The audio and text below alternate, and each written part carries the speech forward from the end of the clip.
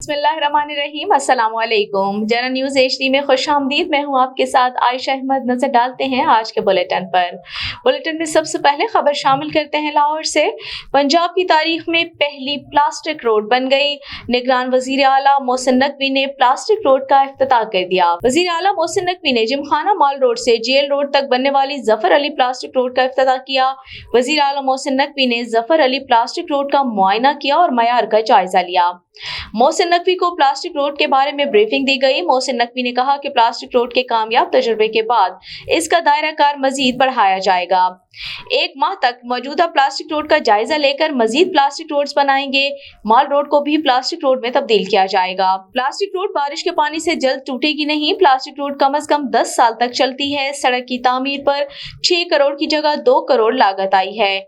आम सड़क 6 करोड़ की बन रही है, जबकि प्लास्टिक रोड 2 करोड़ की बनी है, जो प्लास्टिक माहौलियाती आलूदगी का बाइस बन रहा था।